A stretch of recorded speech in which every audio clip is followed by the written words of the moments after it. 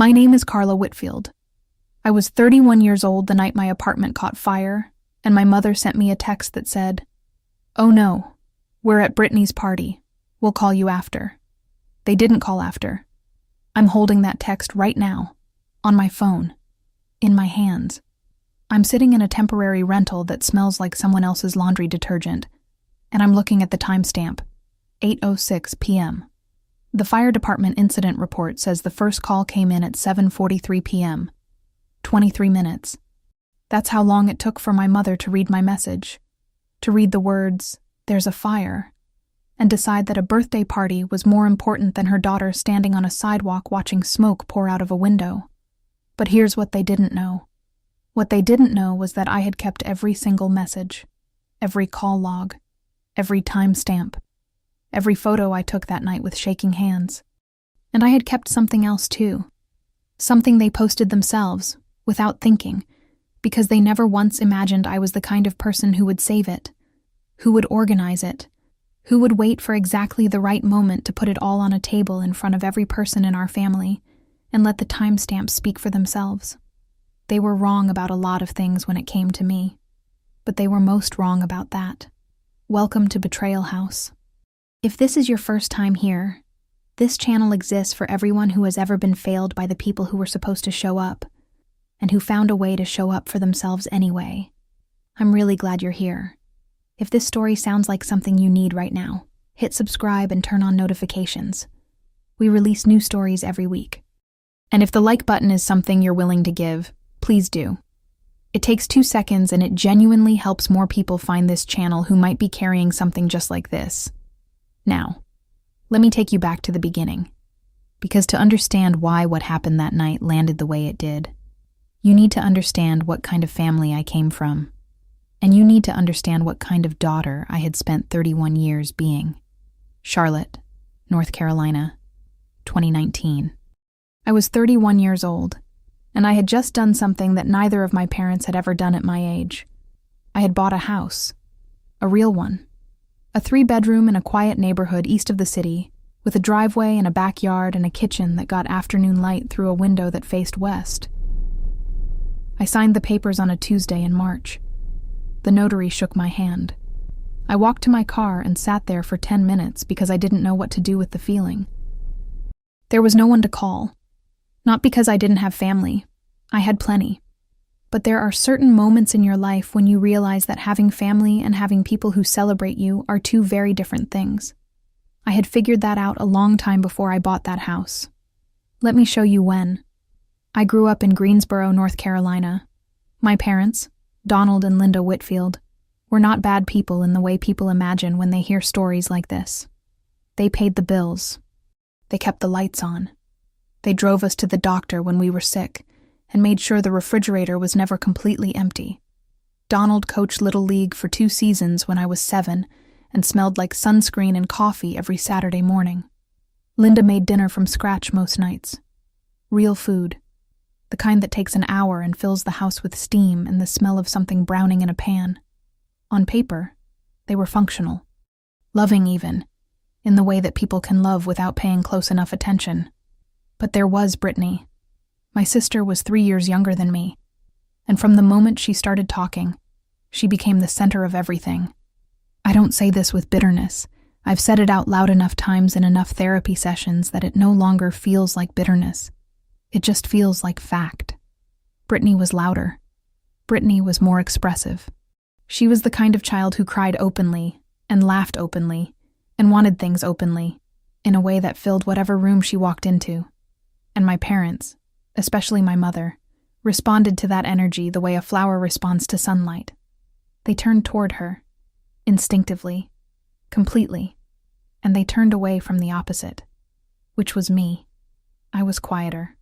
I had always been quieter, even as a small child, according to the stories my mother used to tell at family dinners. Carla was the easy one, she'd say, which I understood even young enough not to fully understand it was not quite the compliment it sounded like. I got good grades without anyone asking.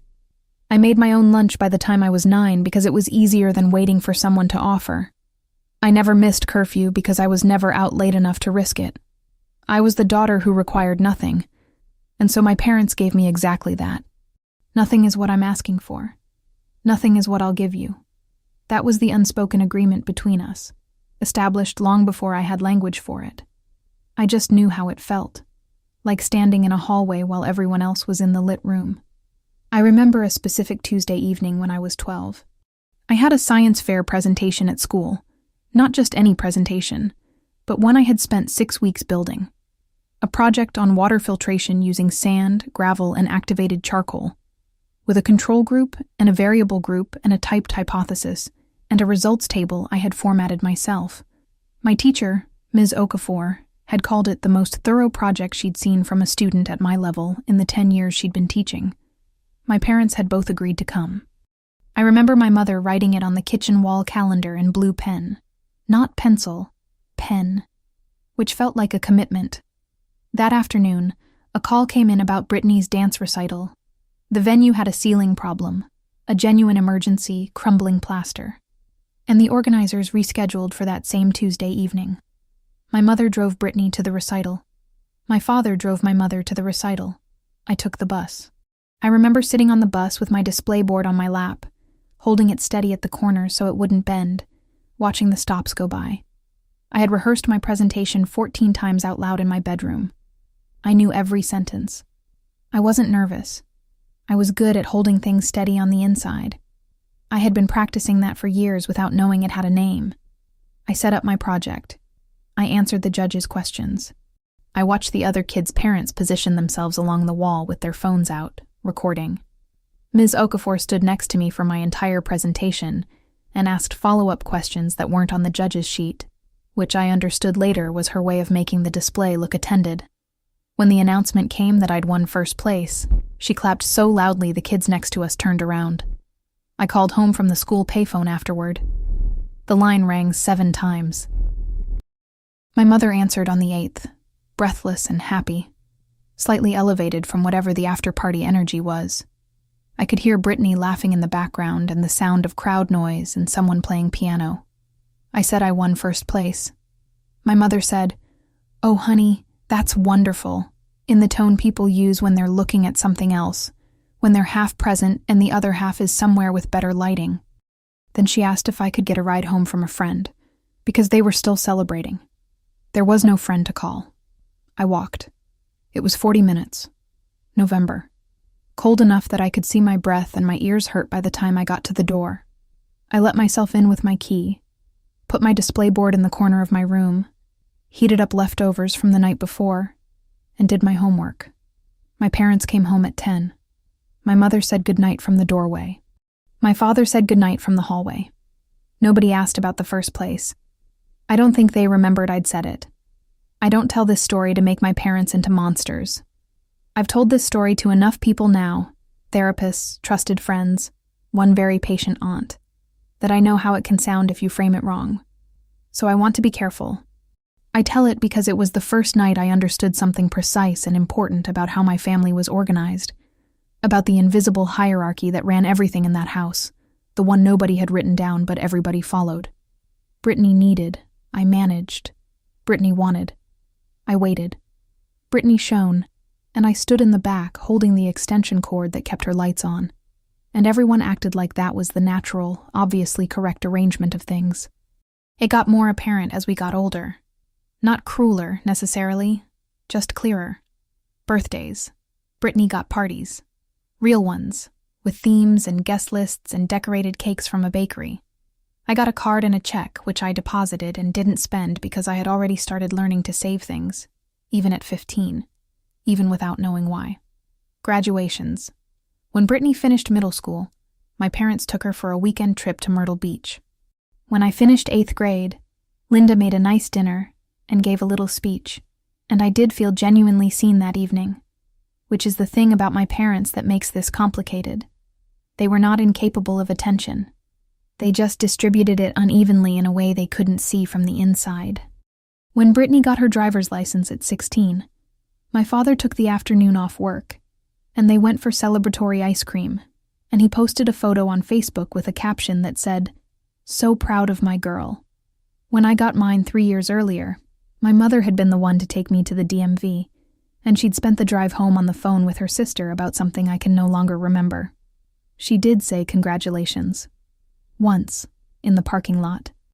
I had a period in high school when I acted out, quietly, in the way that quiet people act out, which is to say, almost invisibly.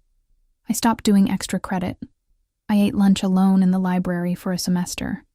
I had one friend, a girl named Jessica, whose parents also worked a lot, and we spent most of our time at her house watching television and not talking about the things we were both not saying. I think about Jessica sometimes and wonder if she figured out her version of all this. What I didn't do, then or ever, was make my parents feel it. I didn't slam doors. I didn't demand. I didn't escalate. I absorbed the pattern and I adapted to it, which is what the quiet ones do. We become experts at the internal adjustment, at making the thing fit without anyone having to move. But something was accumulating. I didn't know it then. I just drove Brittany to SAT prep on Saturdays and tutored her through her college applications and smiled at family dinners and said I was fine when people asked, and I meant it mostly. I was fine. Fine is not happy, but fine gets you through. College was where it became undeniable. My parents helped Brittany apply to 4-year universities, sat with her on the couch for weekends going through brochures, paid for the application fees, drove her on campus tours. I applied to Guilford Technical Community College on my own, because I couldn't afford a 4-year program without more debt than I was comfortable carrying, and because no one had offered to help me think through the options. When I told my parents, my father said, "Good for you, Carla." And my mother said she was proud. And I believed them, both times. And also both times there was nothing that followed. No interest in the program, no questions about what I was studying, no offer to help with tuition, even though they could have afforded something small. The same week I enrolled, they put a deposit on Brittany's campus housing at UNC Greensboro. I drove Brittany to SAT prep that Saturday. Of course I did. That's what I was for. The thing about being the dependable one is that it looks like strength from the outside. It is in some ways, genuinely strength. I don't want to dismiss what I built in those years, the competence I developed, the self-sufficiency that eventually became real rather than forced. But there's a version of that strength that is also a wound that learned to function. A way of needing things that nobody ever taught you how to ask for, so you learn to not need them, or to need them so quietly that the need becomes invisible to everyone, including eventually yourself, until you are standing on a sidewalk, with smoke above you, and a text in your hand. I didn't know that yet, at 12 or 20 or even 30, but I was about to. I moved to Charlotte at 24. I packed what fit in my hatchback on a Sunday morning. 2 boxes of books, a box of kitchen things, a duffel bag of clothes, my laptop, and a mattress strapped to the roof that Pam from down the hall at my first apartment helped me secure with bungee cords before I even knew her name. I drove 2 hours south on I-85 and did not look in the rearview mirror because I was afraid that if I did, I would see nothing. No one standing in the driveway, no one in the window, no one watching me go. I didn't know which would hurt more, that or the alternative. So I just didn't look. Charlotte was the beginning of the real version of my life. I had a job offer at a property management company called Meridian Property Group. Small firm, 8 employees, handled about 60 residential and commercial properties across Mecklenburg County. The pay was $14 an hour, which in 2012 in Charlotte was not lavish but was survivable if you were careful. And I was careful. I had always been careful with money in the way of people who grew up understanding that money was a limited resource that other people decided how to spend. My supervisor was a woman named Donna, who wore reading glasses on a chain around her neck, and had been in property management for 22 years, and who believed, deeply and without apology, that documentation was the most important professional skill a person could develop. On my first day, she handed me a 30-page style guide for maintaining tenant files. On my second day, she sat with me for 2 hours and walked me through how to write an incident report that would hold up if it ever went to a judge. On my third day, she said something I wrote down on a Post-it note and stuck to my computer monitor for the next 4 years. If it isn't written down, it didn't happen. I already knew that. But she gave me the language and the framework and the professional legitimacy of it. And that changed how I understood something I'd been doing instinctively my whole life. I was good at that job. I was good at it the way I was always good at things that required precision and patience, and the willingness to work without an audience. Within 18 months, I had moved to senior file coordinator. Within 3 years, I was office manager. Within 5, I was the person Donna called when a contractor tried to dispute an invoice or a tenant threatened to sue over a security deposit, because I could produce the documentation, every time, in order, with timestamps, and I had never once let something important go unrecorded. I learned things in that job that you cannot learn anywhere else. I learned how insurance adjusters approach a disputed claim, which is, they look for gaps. They look for the moment you assume the record was self-evident, the conversation you didn't write down, the photo you didn't take, the date you didn't confirm in writing. They look for the thing you were too certain of to bother documenting, and that's where they find their leverage. I learned that the paper trail is not bureaucracy. It is not covering yourself exactly, in the defensive, anxious sense of that phrase. It is memory made permanent. It is the difference between, I believe this happened, and I can show you this happened. It is in a way the most honest thing you can do, because memory distorts, and people forget, and time makes everything murky and softer than it was. But a timestamp does not distort. A timestamp is just what it is. I took all of that home with me. I started applying the same habits to my own life. I scanned every important document and backed it up in 2 places. Once on my laptop, once on an external drive, I kept in the top drawer of my nightstand. I kept digital folders for every significant category: medical, financial, legal, housing. I kept a paper folder too, in a fireproof box, because Donna had once dealt with a tenant dispute that hinged on a paper document that had been in a flooded storage unit, and she'd spent 4 weeks reconstructing it from secondary sources. I was not going to spend 4 weeks reconstructing anything. It was not paranoia. It was not anxiety exactly. It was just the way my brain had been trained, the neural pathway that had been worn smooth by years of making sure nothing could be disputed. Nothing could be denied. Nothing could be quietly unmade. I got my associate's degree in business administration on a Thursday evening in May, 3 years into my Charlotte life. The ceremony was in a gymnasium that smelled like a gymnasium, floor polish and something institutional, and the audience was mostly families with balloons and phones held up recording. No one came for me. I had invited my parents. My mother said she thought she might have a thing that weekend and she'd try. My father said he would see. Neither of them came. My professor, a man named Dr.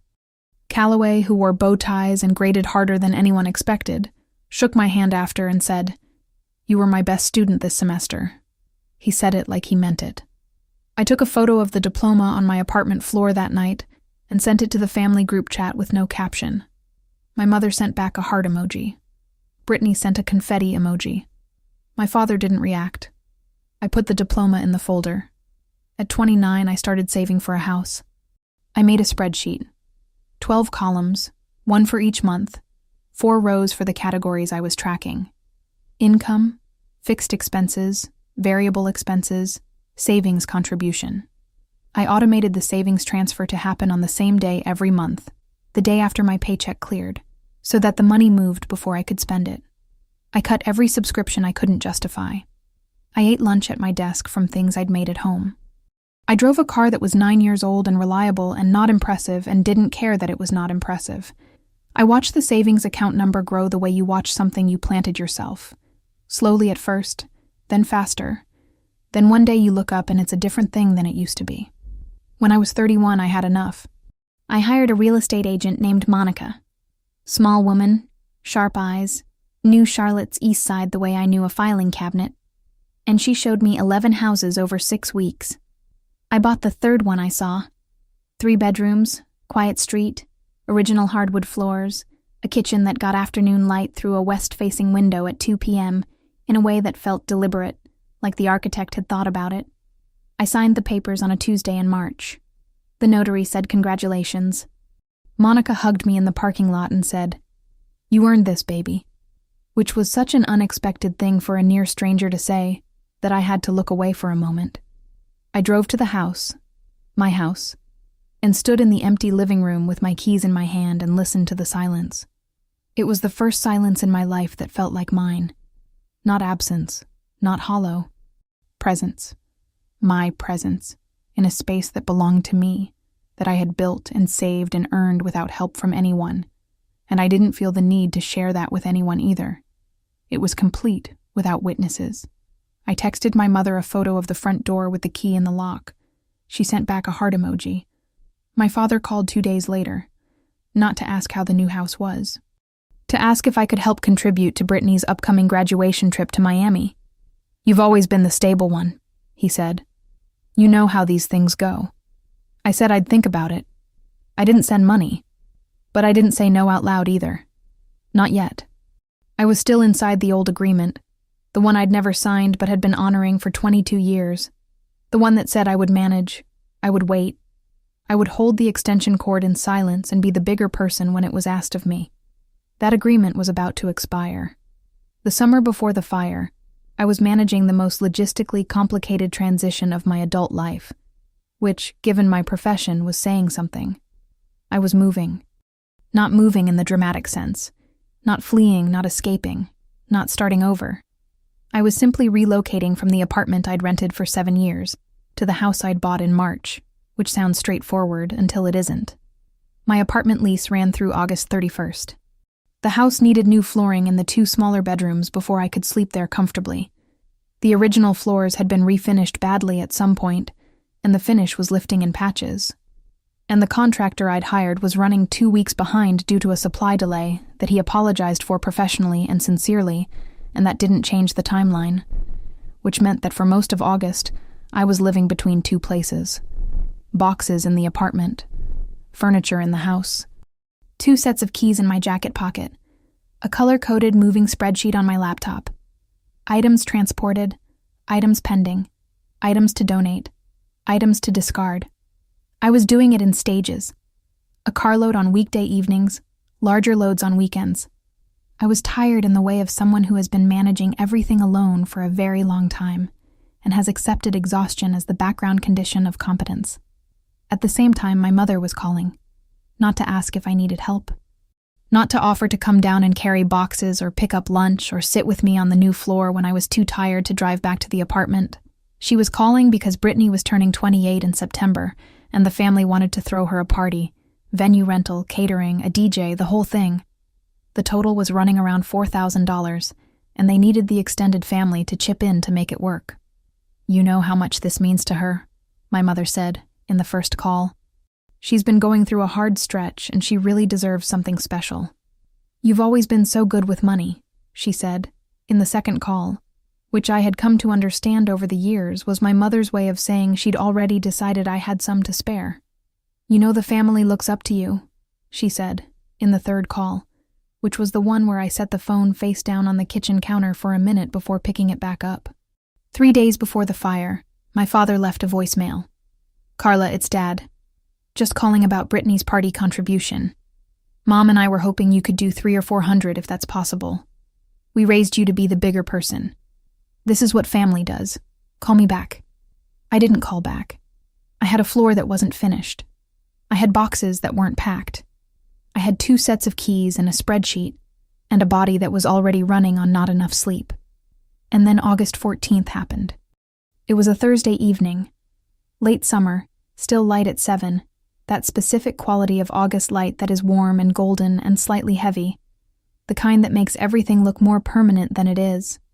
I'd driven back to the apartment after work to get the last of the kitchen boxes, the ones I'd intentionally saved for last because they were the worst to pack. Every dish had to be wrapped individually in newspaper, every glass nested in a dishcloth or a layer of packing paper, every ceramic thing treated like it mattered. I was kneeling on the kitchen floor with a stack of dinner plates and a roll of packing paper when I first noticed it. Not smoke, not quite yet. Something else. A smell. Dry and metallic and faint. The way a hot iron smells when you hold it too long on a fabric you shouldn't. That specific electrical heat that lives in old wiring when it starts to go. I had smelled it once before, during a property inspection 3 years earlier, at a unit where the landlord had been avoiding an electrical upgrade for 18 months. That time, I'd written an incident report and sent it to 3 people within the hour. This time I stood up. I walked to the hallway. The wall near the fuse box, an old panel that my landlord had promised to have looked at twice and had never scheduled, was warm to the touch. Not hot. Warm. The way a radiator is warm when you brush past it in winter. Except it was August, and the heat was coming from inside the wall. I didn't wait. I picked up my phone and called 911. I told the dispatcher what I was smelling, what I was feeling on the wall, my address, my apartment number. She told me to leave immediately. I grabbed my bag from the kitchen counter, the bag I always kept packed with my laptop, my charger, and the personal documents folder, the fireproof envelope that held the scanned copies of everything important. Because Donna had taught me that documents are the first thing people forget, and the last thing they can afford to lose. I was out the door in 45 seconds. The smoke started while I was still on the stairs. By the time I reached the sidewalk, it was visible from the window. Thin, grayish, seeping around the edges of the fuse box panel. And by the time the fire truck arrived, 5 minutes later, it had become something else. Denser, darker, moving with intention, the way fire moves when it finds what it's been looking for. It was 7:43 p.m. I know this because the fire department incident report would later record the exact time of the first call to dispatch. I also know this because I checked my phone the moment I stepped outside. Not to call anyone, not yet, but out of the habit I'd built over 7 years. Check the time, note it, because precision matters, and you will want to remember this correctly. I called my mother. The phone rang 4 times and went to voicemail. Linda's recorded voice, bright and casual. "Hi, you've reached Linda. Leave me a message." I called again. Voicemail. I called my father. 5 rings.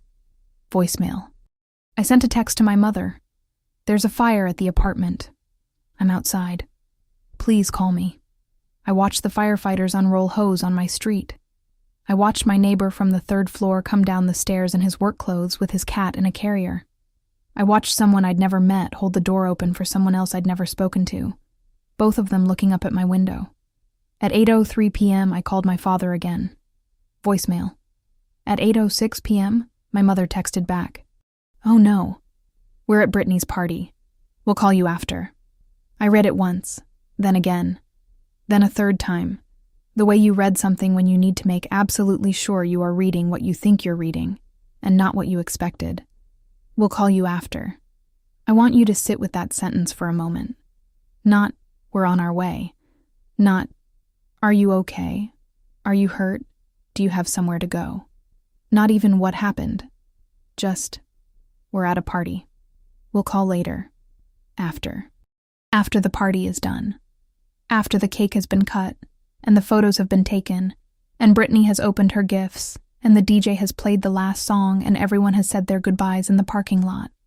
After all of that, then they would call. By 8:17 p.m., I had tried my father one more time. Voicemail again.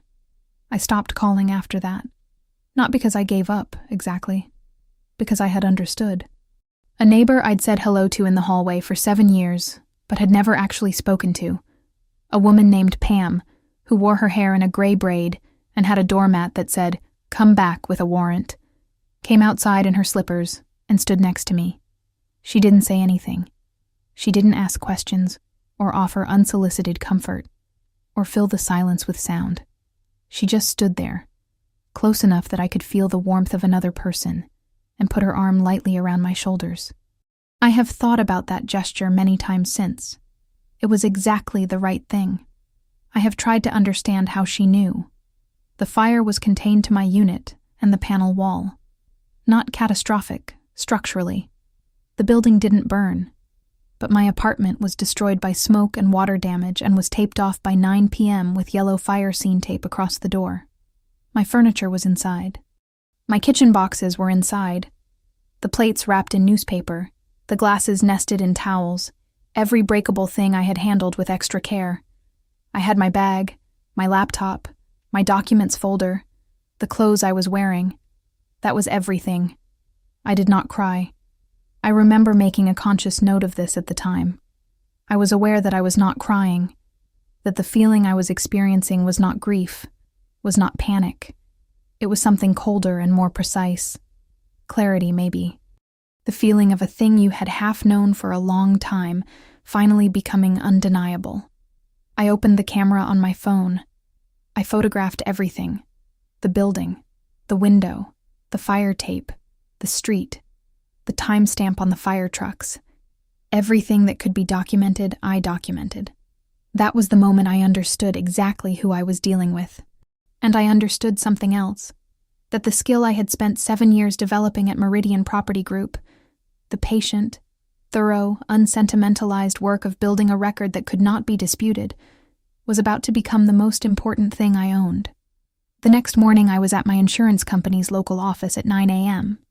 I had renter's insurance on the apartment and homeowner's insurance on the house, purchased 6 months earlier as a package policy because I knew, because Donna had taught me, that the overlap period during a move is one of the most underinsured windows in a person's life.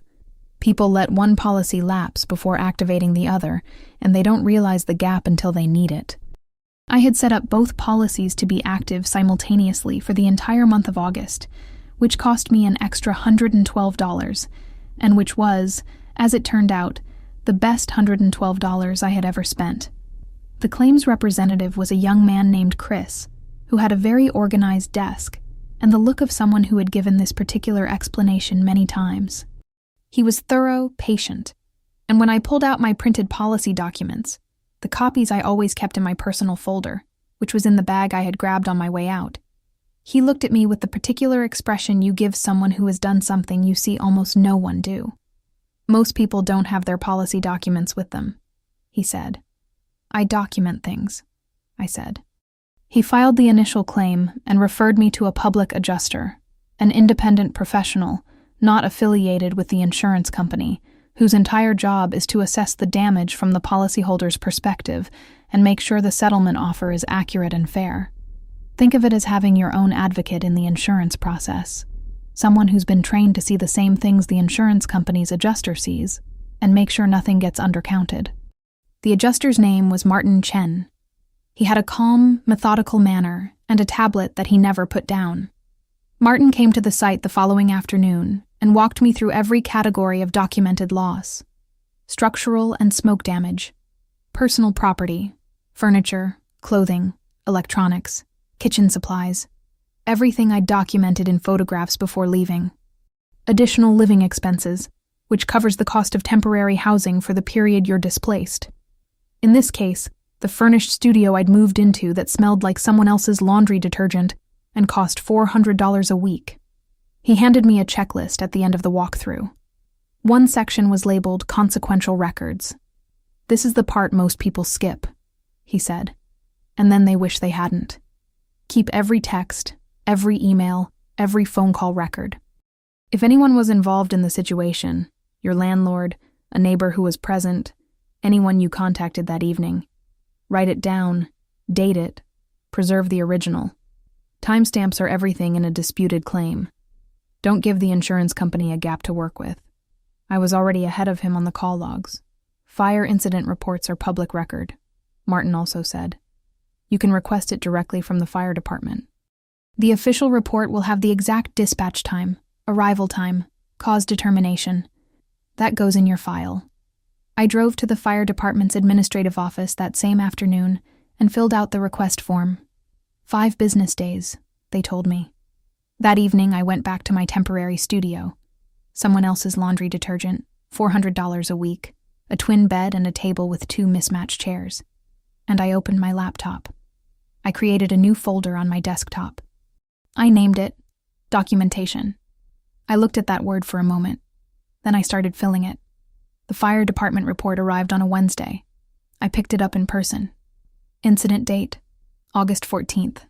Dispatch time, 7:43 p.m. Probable cause, electrical fault, deteriorated wiring in the main junction panel. I read that line twice. Then I opened my phone and went to the call log. First call to Linda, 7:51 p.m. Duration, 00. Voicemail. Second call to Linda, 7:58 p.m.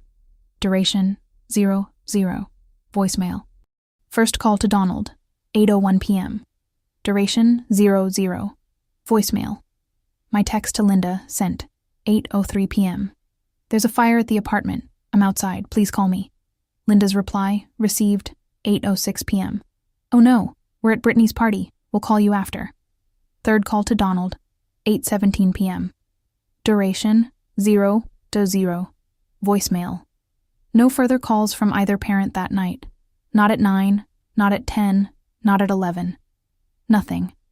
I sat with the screen for a moment. Then I started screenshotting. I took screenshots of every call log entry, each one individually, then the full log as a scroll so the sequence was visible, time-stamped. I screenshotted the text conversation with my mother in full. My message, her response, both timestamps readable in the same frame. I saved everything to the documentation folder. Then I opened the family WhatsApp group. We had one of those groups. Most families do. Ours was called Whitfield Fam, with a house emoji, which in hindsight I find somewhat pointed. It was mostly quiet. My mother posted church announcements and photos of food she'd made. Brittany posted memes.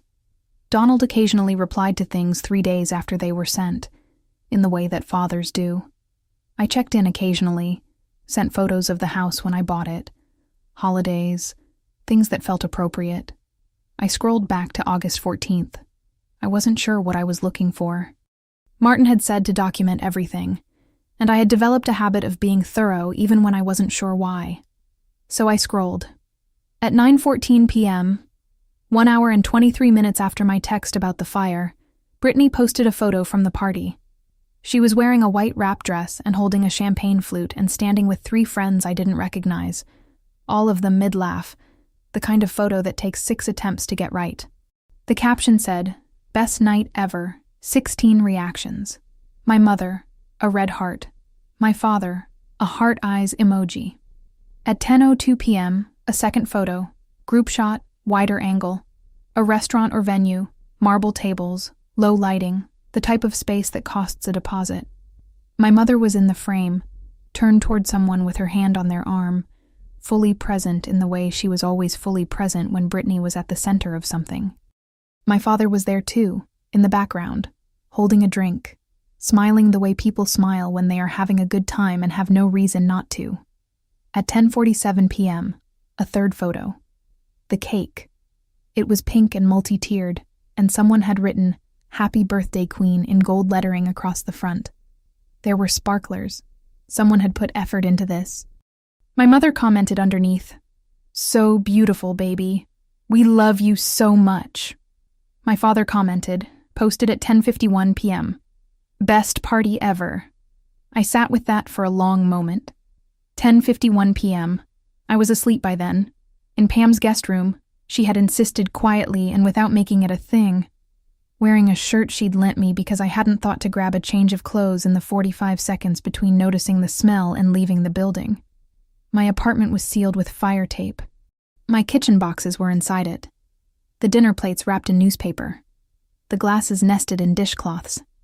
A box of books I'd been meaning to move for 2 weeks, still sitting by the door. And my father was posting emojis about the party. I took screenshots of all 3 of Brittany's posts. I noted each timestamp. I included the parent comments in the frame. I printed them the next morning on the printer in the temporary studio's tiny business center, full size, timestamps readable. Then I went back further. I scrolled through July and early August in the group chat. In the first week of August, my mother had sent 3 separate messages about Brittany's party. Venue confirmed, head count needed, here's the Venmo for contributions. My father had replied to the first one. "So excited for our girl, she deserves the best." He'd left a trophy emoji. There was no message in the group about my house. Not when I'd bought it. Not when I'd sent the photo of the front door with the key in the lock. My mother had replied to that photo with a thumbs up. My father hadn't reacted at all. In July, in the group chat, there was a message from my mother about a family reunion in September, asking who was coming. There was a message from Brittany with a countdown to her birthday. There were photos of someone's kid at a swim meet and a recipe my aunt had shared. There was nothing about Carla moving.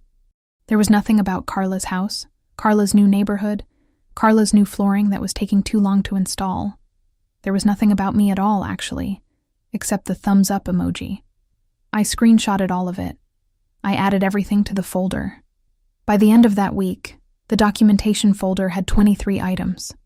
The fire incident report, both insurance policies, the claim confirmation from Chris, the call logs, time-stamped, the text thread with Linda, full conversation visible, all 3 WhatsApp posts from Brittany's party, with my parents' reactions and timestamps, the group chat history from August and July, Pam's full name and phone number, because she had been present and might be useful as a witness if anyone wanted to verify the timeline.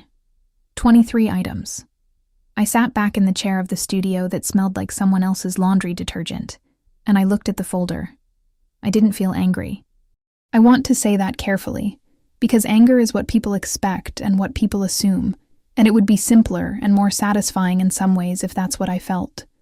But what I actually felt, sitting there with 23 items in a folder and a fire incident report on my screen, was something quieter. Prepared. That's the word. Prepared. I knew something now that couldn't be unknown.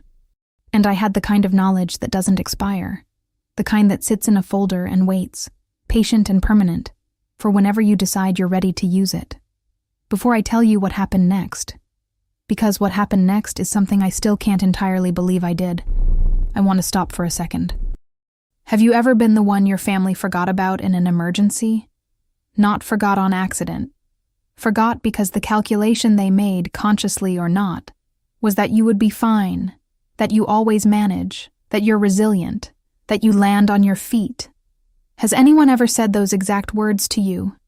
You always land on your feet, and meant it as a compliment while using it as a reason not to show up? If any part of this is hitting close to home right now, drop something in the comments. One word, or a whole story. I read every single one of them. And if you know someone who needs to hear this, someone who is in the middle of being failed by their own family right now and doesn't yet see the way through, please share this video with them. Sometimes the most useful thing you can give a person is the proof that there is a way through. Okay, let me tell you what happened 3 weeks after the fire. It was a Tuesday afternoon. I was at my desk in the temporary studio with a cup of coffee and a maintenance report I was drafting for work when my phone rang. Linda. I let it ring twice, which is how long it took me to decide to answer. Carla. Her voice had the particular texture it always had when she was about to ask for something. Warm but efficient. The warmth of a space heater rather than a fireplace. Functional and slightly impersonal. I've been thinking about you, sweetheart. How are you settling in? I noticed she said settling in and not how are you doing or how are you holding up. Settling in implies completion.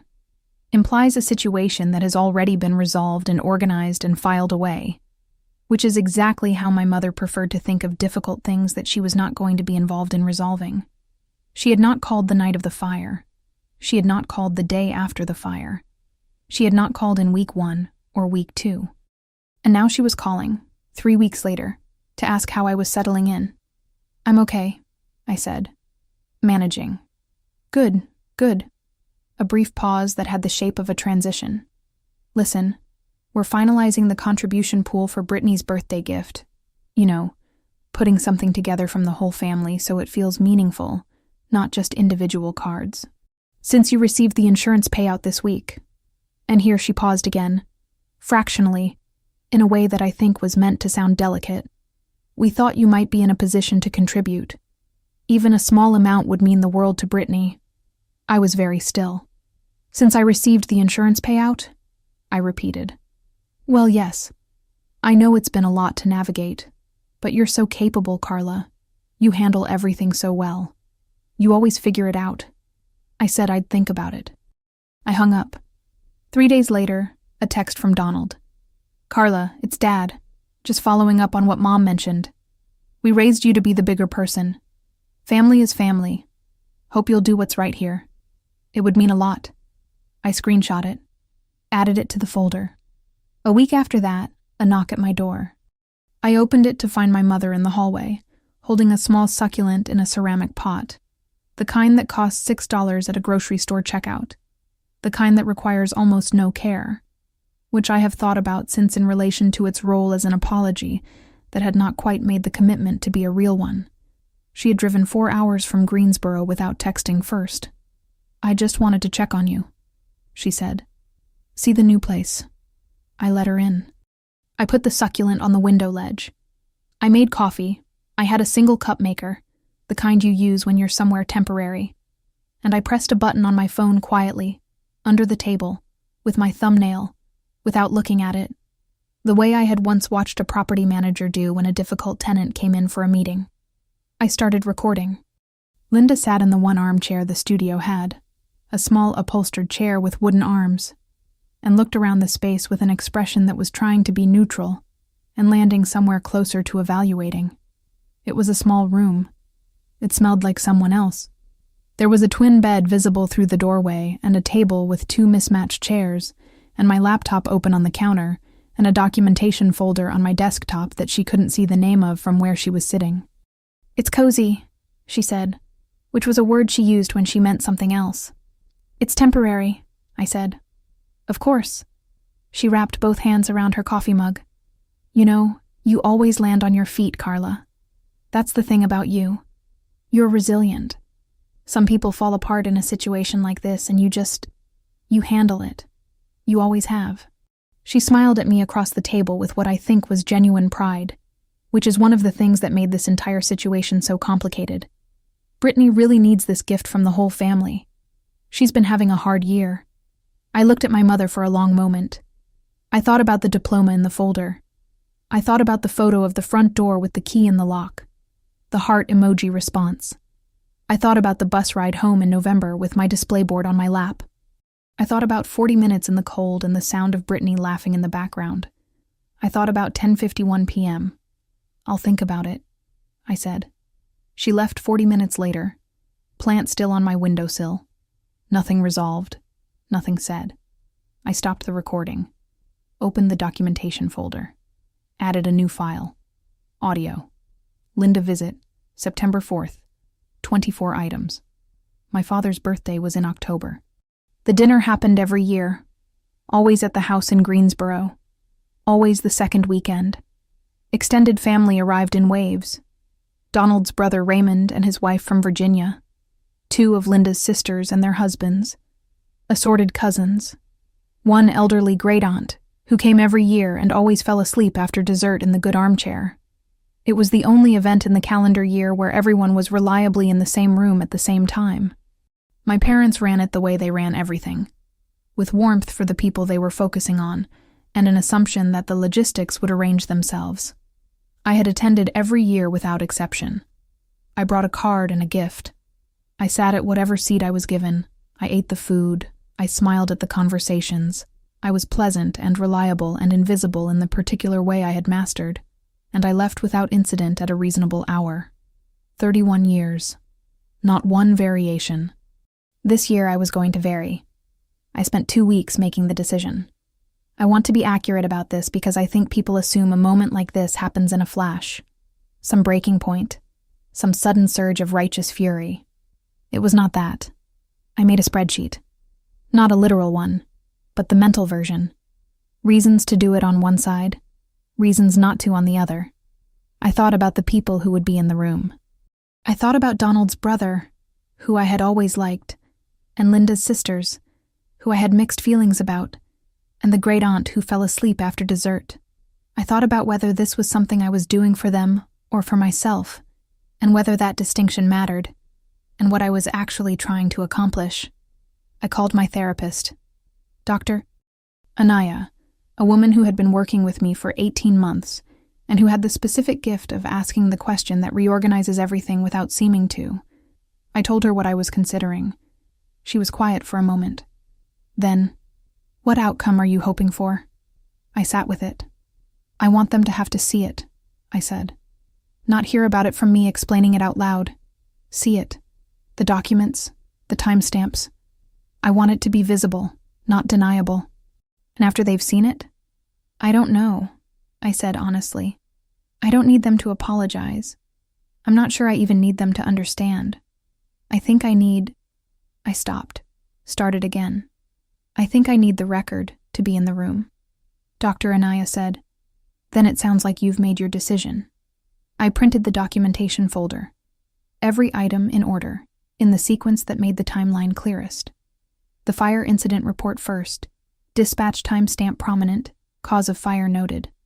Then the call log, 7:51, 7:58, 8:01, voicemails, 3 unanswered calls. Then the screenshot of my text to Linda, 8:03 p.m. Then Linda's response, 8:06 p.m. "Oh no, we're at Brittany's party. We'll call you after." Then the WhatsApp posts, all 3 photos, time-stamped, with parental reactions visible. The final one at 10:51 p.m. with Donald's comment reading, "Best party ever."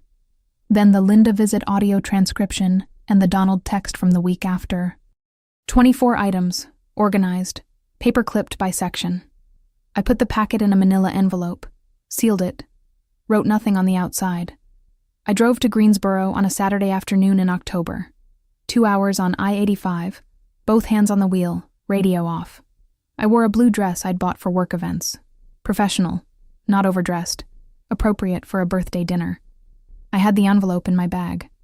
I arrived at the house just after 5. Hugged my father. "Happy birthday, Dad." Kissed my mother on the cheek. Said hello to Raymond and his wife.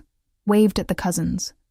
I found my place at the table, the spot I'd sat in for every one of these dinners I could remember. Second from the end near the kitchen. I set my bag on the floor beside my chair. I put my hand on it once, briefly, and then left it. I accepted the glass of wine Raymond's wife poured me. I smiled at my father across the table. I ate the food. I listened to the conversations. I sat with my envelope and waited. Nobody knew.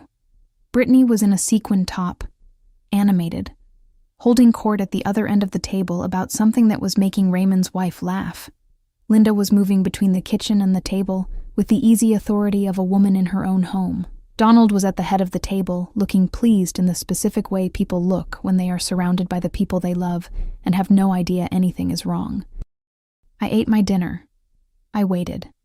I arrived with a smile and a manila envelope. The meal was winding down. The plates had been cleared from the main course, and someone had gone to the kitchen to start the dessert plates. My mother had refilled the wine glasses. The conversation at my end of the table had settled into a comfortable lull, the kind that happens after a good meal, when no one has anything they urgently need to say. My mother stood up. She always did this, stood before dessert to give a small speech, welcome everyone, say something appreciative about the occasion. She thanked everyone for coming. She said how much it meant to Donald, how grateful they were to have family who showed up. She said it had been a hard year in some ways, and a beautiful one in others, and she raised her glass. And then she looked down the table at me. "Carla," she said. Her voice was warm and inclusive, the version of her voice she used when she wanted something from me in front of witnesses.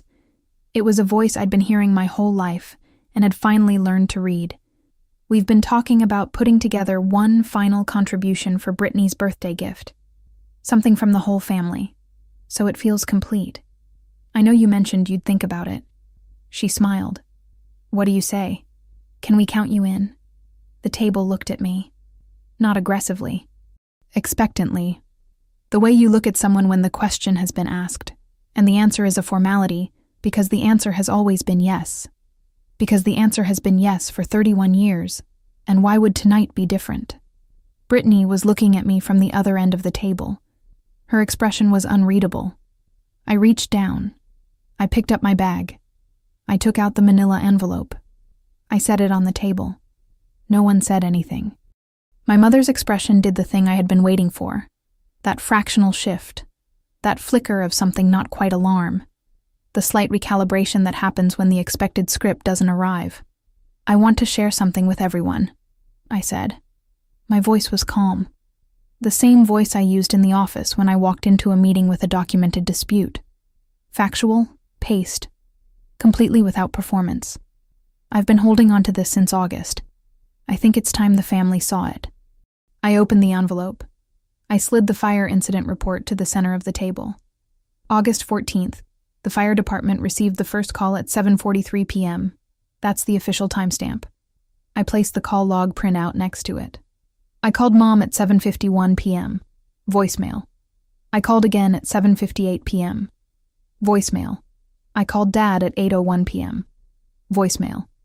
I sent Mom a text at 8:03 p.m. saying there was a fire and I was outside. I placed the screenshot of the text thread. Mom's response arrived at 8:06 p.m. I read it aloud.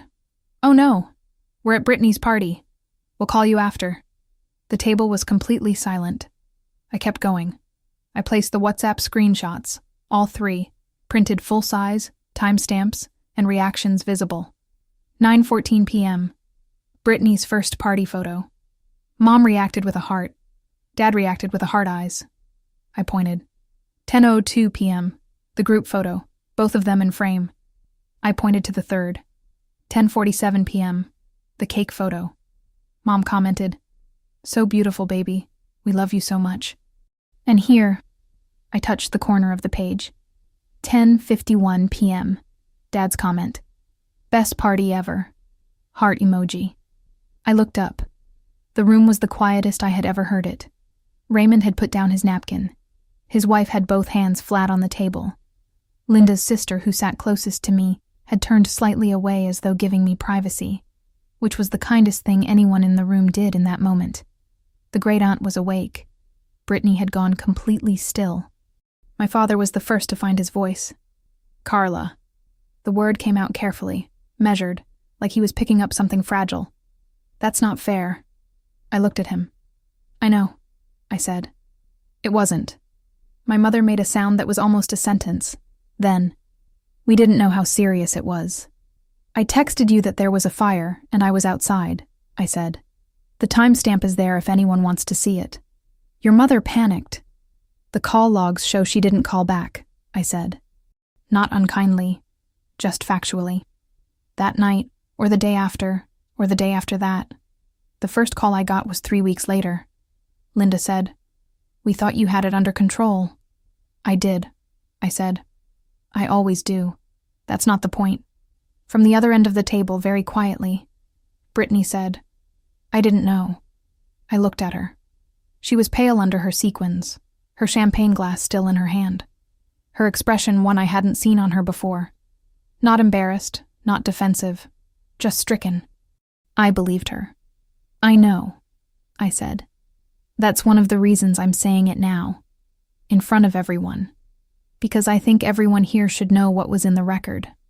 Raymond's wife put her hand over her mouth briefly. Raymond himself was looking at my father with an expression I could not entirely read. Nobody spoke. I placed the packet back inside the envelope. I placed the envelope in my bag. I pushed back my chair and I stood up. "Happy birthday, Dad," I said. I thanked my mother for dinner, sincerely, because the food had been good, and that was true. I said goodnight to the table.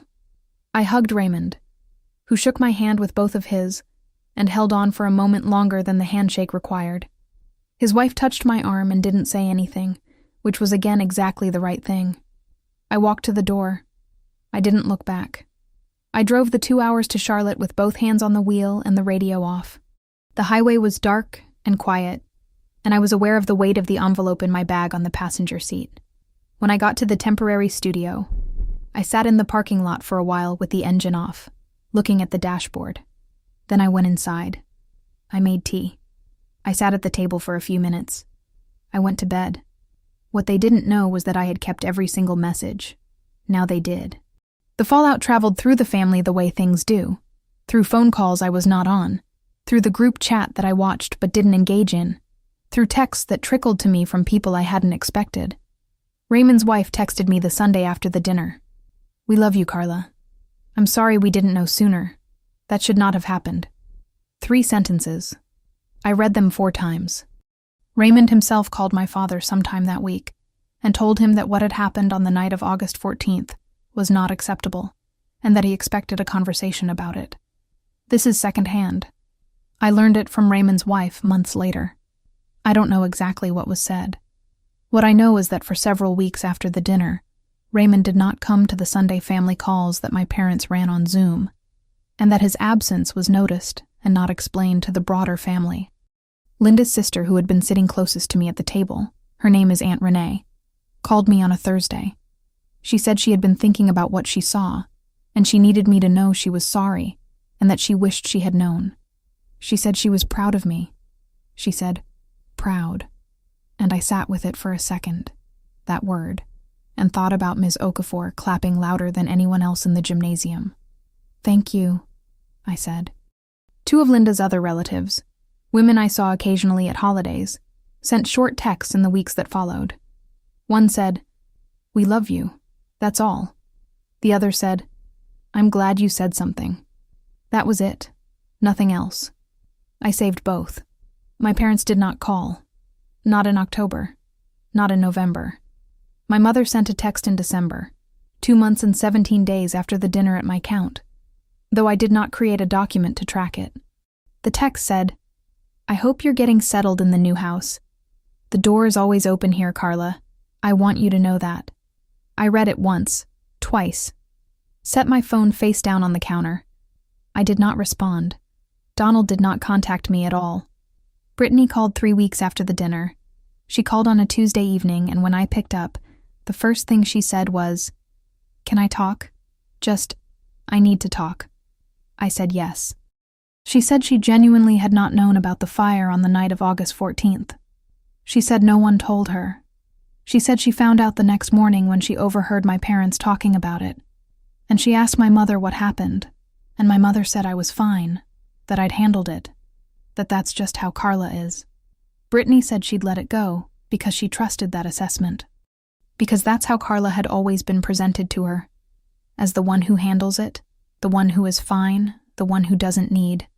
She said, "I've been thinking about that my whole life, actually.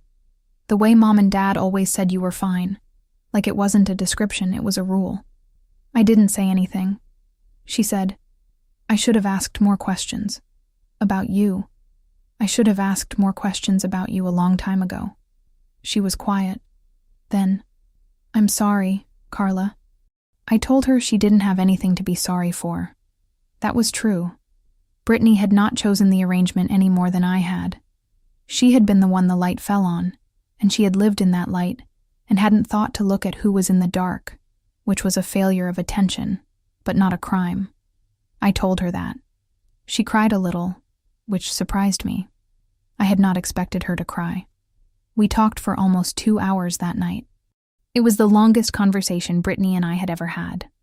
At the end of it, when we were winding down, she said, "I want to know you better. The real version, not the version they kept in the other room." "Okay," I said. We have been in contact regularly since then. That has been, unexpectedly, the most valuable thing that came out of any of this. I'm in the house now. The flooring is down. The contractor finished in September, just before I moved in, and the rooms smell like fresh wood and something clean.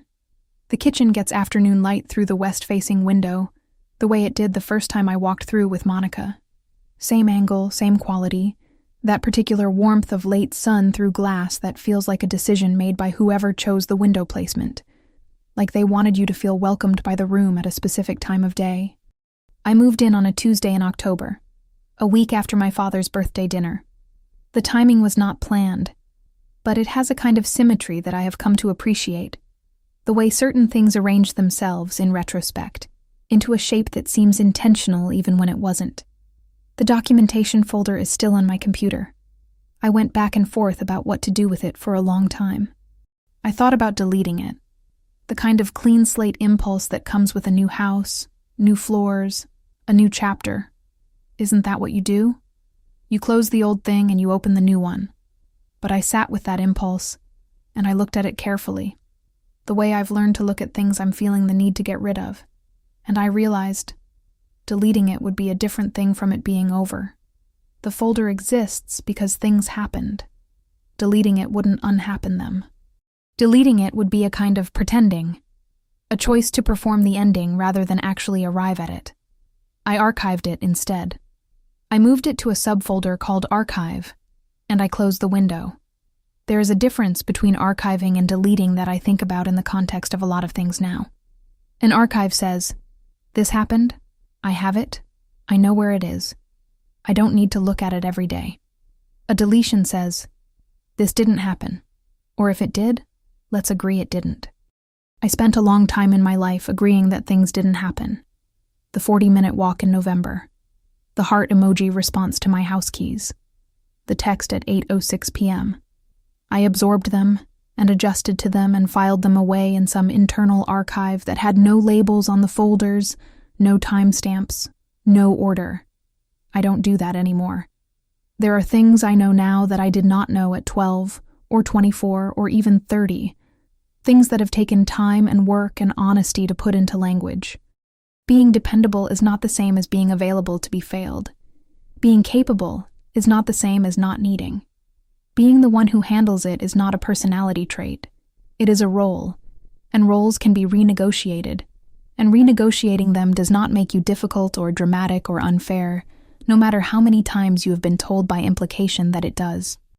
And this one, the one I come back to most often, the people who assume they can count on you to manage, who have always assumed it, who built their whole understanding of you on that assumption, who have never had to ask because you were always already handling it, are not owed your silence when the assumption costs you something real. They are especially not owed it when the cost is a fire on a Thursday evening in August, and they are at a party and they post party emojis. My parents did not come the night my house burned. That is a fact. It is in the incident report. It is in the call log. It is in the timestamp on my mother's text. Facts are not bitterness. Facts are not resentment or grievance or an inability to move forward. They are simply what they are, documented and retrievable, accurate and permanent, like every lease I've ever organized and every maintenance report I've ever filed and every compliance document I've ever produced in the 17 years I've been the kind of person who writes things down. Donna told me on my first day, if it isn't written down, it didn't happen. I want to revise that slightly. It happened. It always happened. The bus ride, the walk, the voicemails. All of it happened, whether or not it was written down, whether or not anyone witnessed it, whether or not the person it happened to ever said it out loud. But I wrote it down, and writing it down is how I took it out of the internal archive with no labels and no timestamps, how I made it legible, to myself first, and then to everyone in that dining room, and gave it the only thing it had always deserved. A timestamp. If any part of this story is yours, if you have been the one managing and adjusting and landing on your feet while no one thought to ask how you were landing, I want you to know that you are not wrong to feel what you feel. The feelings are accurate, and you are allowed to document them, whatever that looks like for you. In a folder, in a journal, in a conversation with someone who will sit next to you without slippers on and not say anything and just be there. That counts too. Whatever keeps the record. Thank you for staying with me through this one. It was a long story and a heavy one, and I am grateful for every minute you spent with it. If it meant something to you, please hit the like button. It costs nothing, and it helps this story reach more people who might need it. People who are in the middle of something right now and don't yet know how the other side looks. If you haven't subscribed yet, please do. This channel is here every week, with stories like this one. Stories about the people who were underestimated, who were failed by the people closest to them, who built something quiet and real, and then had to protect it. These are the stories I wish I had found earlier. I make them because they matter. And in the comments, I want to hear from you. Tell me, have you ever had to be your own rescue? Tell me what that looked like for you. I will read every single one. Take care of yourselves. I'll see you next week.